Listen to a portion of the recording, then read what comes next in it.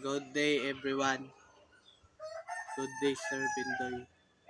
My name is Christoph B. Maitin. Group 6. My topic aside, price elasticity demand.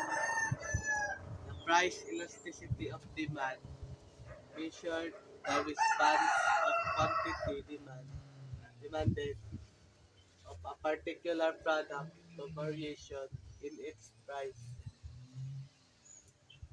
Diba, once pag ang product is mahal, diba, ang quantity demanded ano niya, diba? Once pag ang product is tuan, baba, ang quantity demanded ano niya is taas. So, ang formulation niya is elasticity price is equal to negative percentage quantity over quantity, ay divide quantity over percentage price over ay divide price. Um, sample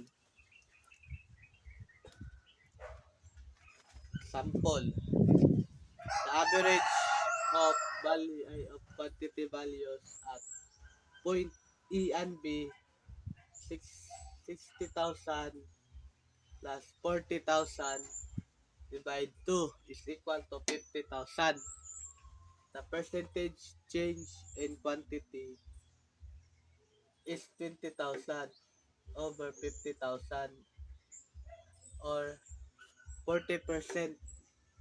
Likewise, the percentage change in price between A and B is based on the average of the two prices, $0.80 plus $0.70 divide 2 is equal to $0.75.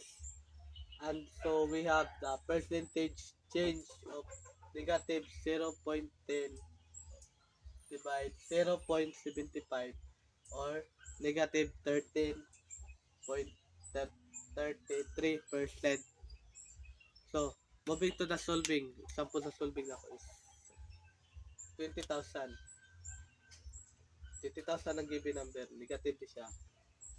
Negative 20,000 over copy ra ni nato. Copy. I-copy ra ni 60,000 plus 40,000 divide 2.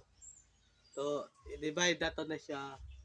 So, ang magawas ana niya is 40%.